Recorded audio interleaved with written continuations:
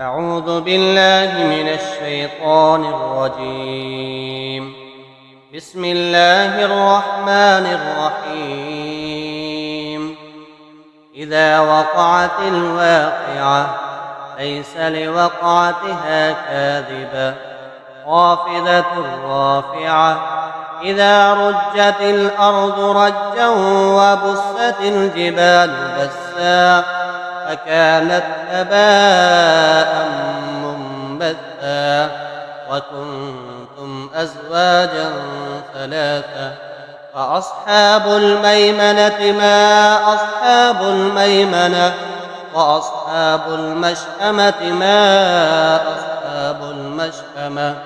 والسابقون السابقون أولئك المقربون في جنات النعيم ثلة من الأولين وقليل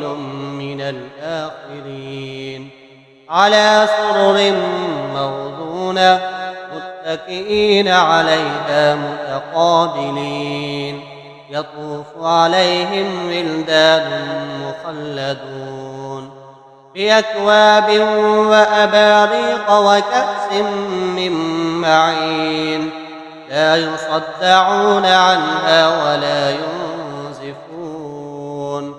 وفاكهة مما يتخيرون ولحم طير مما يشتهون وحور عين كأمثال اللؤلؤ المكنون جزاء بما كانوا يعملون لا يسمعون فيها لغوا ولا تأثيما إلا قيلا سلاما سلاما وأصحاب اليمين ما أصحاب اليمين في سدر مخضود وطلح منضود وظل ممدود وماء مسكوب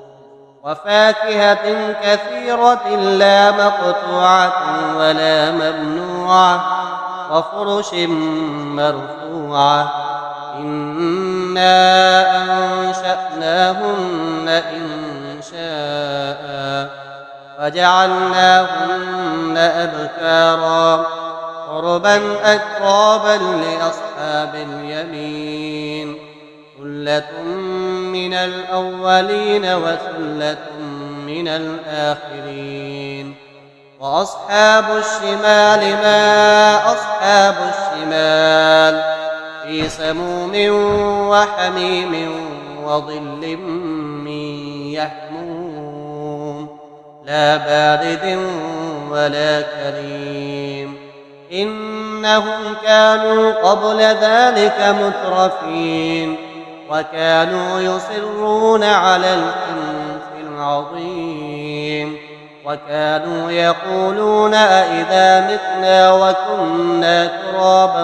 وعظاما أئنا لمبعوثون أو آباؤنا الأولون قل إن الأولين والآخرين لمجموعون إلى ميقات يوم معلوم ثم إنكم أيها الضالون المكذبون لآكلون من شجر من زقوم فمالئون منها البطون فشاربون عليه من الحميم فشاربون شرب الحميم هذا نزلهم يوم الدين نحن خلقناكم فلولا تصدقون أفرأيتم ما تمنون أأنتم تخلقونه أم نحن الخالقون نحن قدرنا بينكم الموت وما نحن بمسبوقين على أن نبدل أمثالكم وننشئكم فيما لا تعلمون ولقد علمتم النشأة الأولى فلولا تذكرون أفرأيتم ما تحرثون أأنتم تزرعونه أم نحن الزارعون لو نشاء لجعلناه حطاما فظلتم تفكهون إنا لمغرمون بل نحن محرومون أفرأيتم الماء الذي تشربون أأنتم أنزلتموه من المزن أم نحن المنزلون لو نشاء جعلناه أجاجا فلولا تشكرون أفرأيتم النار التي تورون أأنتم أنشأتم شجرتها أم نحن المنشئون